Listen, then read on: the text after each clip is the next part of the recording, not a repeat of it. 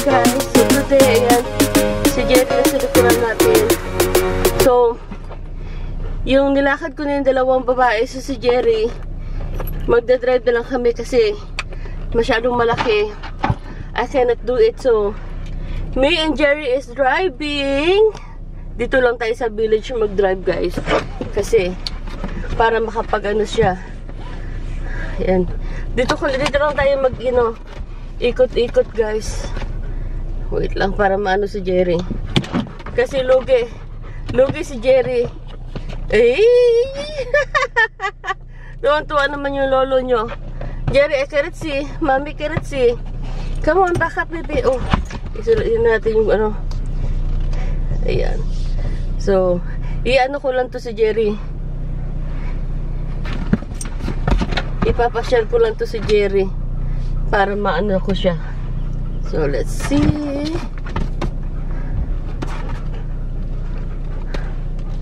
Pasyal lang natin siya para hindi naman siya lugi.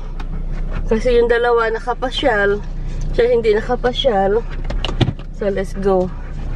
So, yan, kapag dito ka talaga sa Amerika, kailangan mo talaga matuto mag-drive kasi dito talaga, guys, pag hindi ka marunong mag-drive, ay, nako. Sobrang hirap, guys. Lalo na pag may lakad ka, kung hindi ka makapunta kung saan-saan. So, masyadong mahirap, guys. So, dito tayo sa ano lang. Dito lang kami sa village mag-gala-gala ni Jerry.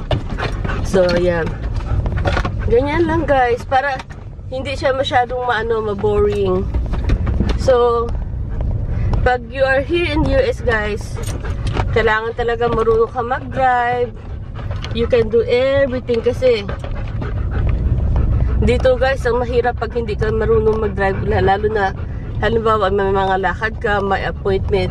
Hindi pwede na iasa mo lahat sa asawa mo kasi paano halimbawa yung asawa mo wala, may sariling lakad. So hindi ka hindi ka makakaalis. Not like you know how to drive.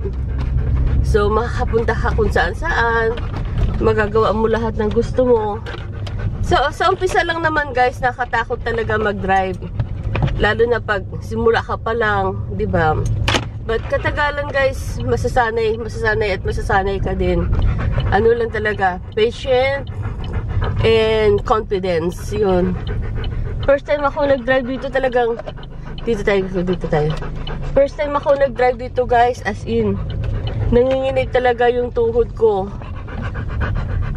Kailangan talaga na ano. Kasi kung lagi kang matatakot, gawin yung isang bagay, wala talaga mangyayari sa buhay mo, guys. So, you have to, be strong. You always, believe in yourself. Kaya mo yan. Kung kaya ng ibang tao mag-drive, kaya mo din, guys. So, as long you're driving, sa umpisa lang yun talaga nakatakot, guys, ang driving. But pag nasanay ka na, napakadali lang, guys. It took a while. I'm driving now for like 5 months. Pero, syempre, nandun pa rin yung kaba. Minsan, nabubusinahan pa rin ako. But you always, continue. Keep going. Keep growing. Kumbaga, hinay-hinay lang kung nagkamali ka. You have to slow down kung nervous ka. Halimbawa, while you're driving, tapos nervous ka, you have to stop. Have a, deep breath. Ganun talaga, guys. Driving is not very easy. When you're starting, but you have, it took time to learn everything, guys. So, dito tayo. So, straight tayo dito. Ayan. Ganyan lang, guys. Ano ko lang si Jerry. Imbis na mag-walk kasi sobrang laki. I-drive ko na lang siya ng dito sa village. Ayan. So, yun lang. Pag stop, you have to look left and right. Like that. You have to look to see if somebody's coming.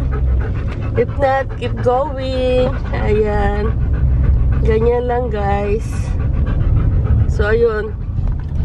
Ganun talaga ang buhay dito sa Amerika, guys. You have to learn everything.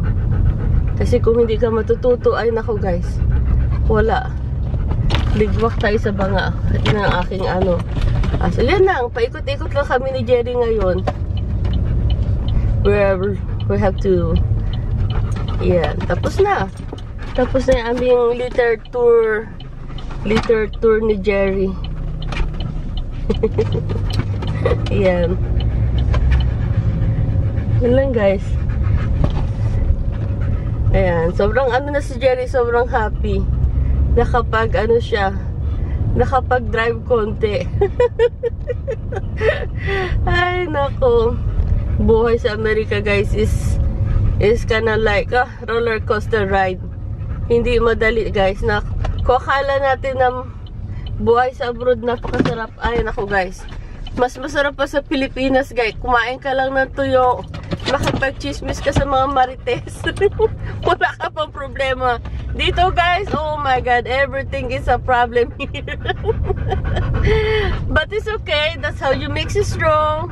How you make you grow as a person, you know.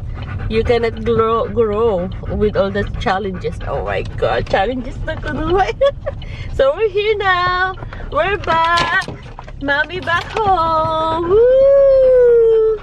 Ayun. Ayun na. Dito lang kami. Yes. Park and pause. Yan. Tapos na yung driving. So, yan. It's now 7 o'clock. So, nakapag ano na ako na nalakad ko na yung mga aso ko, si Jerry, yung dalawang babae. So, today, I'm gonna get dressed a little, maybe have a walk on treadmill, and then, getting to work again. Ayan, meron pa akong another job, sideline job. Saan naman yun guys, supermarket is just only 5 hours, 6 hours job, sideline natin. Kasi kung hindi tayo maghahanap ng sideline dito guys, ay nako, as in, napakadami. Mapibihain ka sa mga, ano dito, mga biglaang bayarin. Kung hindi mo inaasahan, mga emergency, kailangan talaga, we always save for the emergency, for everything. So, yun, ikaklose ko muna itong vlog ko, guys. I hope you have a good time and great time. So, I'll see you in my next vlog. And thank you pala sa nag-watch ng video ko na bakit hindi na ako nakapag-vlog o ayoko na mag-vlog. Kasi, talagang dumadating talaga yung time talaga, guys, na napapagod tayo. Na we feel so exhausted. Lalo na, pag nag-iisa ka lang dito sa abroad, guys, hindi talaga madali. Kahit minsan makasama mo pa yung family mo, parang hindi rin madali, di ba? But, especially when you are alone, lalo na sa foreign land na, kasi sa Pilipinas, as in, marami tayong support, guys. Nandiyan yung family natin. Yan talaga yung pinaka-importante. Dito, guys, sa abroad, ang kakapitan mo lang talaga ang Diyos. As in, wala ka talaga iba mga kapitan. Kasi, well, I have a friends. Of course, you don't. I have so many friends. Pero, hindi ko rin gusto, guys, na halimbawa, alam ko marami din silang mga problema. Marami rin silang pinagdadaanan. Tapos, dadagdag ka pa. Diba? It's so unfair, diba? Kumbaga, we have own luggage sa buhay natin. Hindi ko naman, ayoko naman na i-carry pa nila kung ano yung mga luggage ko, diba? Yung mga excess luggage ko sa buhay, diba? So, dito talaga, guys, natuto akong lumaban sa buhay. Natuto talaga akong maging strong. Kahit gaano makahirap talagang, for all these years talagang, sa Diyos lang talaga ako kumapit, guys. Kumbaga, sa Kanya ko lang talaga lahat binibigay, lahat ng mga sakit ko, lahat ng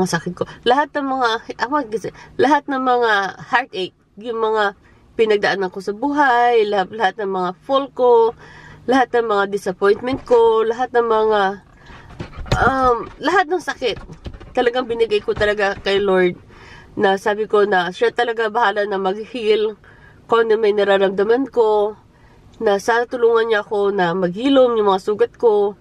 Sana samahan niya ako sa lahat ng journey ko, ups and down, twist and turn. Talagang kay Lord lang talaga ako talaga kumapit. Talaga, wala ka talaga ibang makakapitan dito, guys, kundi ang Diyos. And I'm so grateful, you know, nagpapasalamat naman ako kahit paano na God give me everything what I need. Nagpapasalamat ako na yung iba, di ba, pangarap makarating sa abroad, pangarap makarating sa Amerika, magandang buhay. So, thank God, di ba, na parang binigay ng Diyos ito. Kumbaga, hindi lang natin siya na-appreciate, pero ibang tao nagkakadarapa na tumawid pupuntang Amerika na magbuwis buhay, di ba?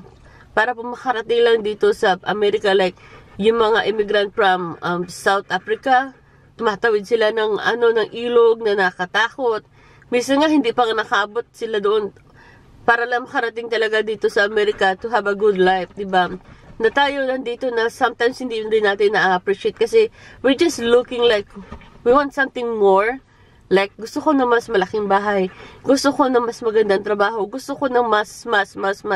But, we have to think for a while na we're so blessed. Minigyan tayo ni Lord ng chance na makapunta dito. Ngayon, thank God, I'm citizen na. Binigyan tayo ni Lord na we live in the dream. Diba? Kumbaga, yung ibang tao nagkakandara pa na makarating dito. Kumbaga, ang hirap makalusot talaga dito sa Amerika, but siguro, nakalimutan lang natin magpasalamat. Dahil sobrang minsan taas ng ating mga lipad. But that's it guys muna for my vlog. So, I'm so grateful yan si Jerry. I hope he having time there. Yes, walking. Kasi napakalaking aso niyan is like 100 pounds. Ayan, so. That's all muna guys. So, I'll see you later. Bye!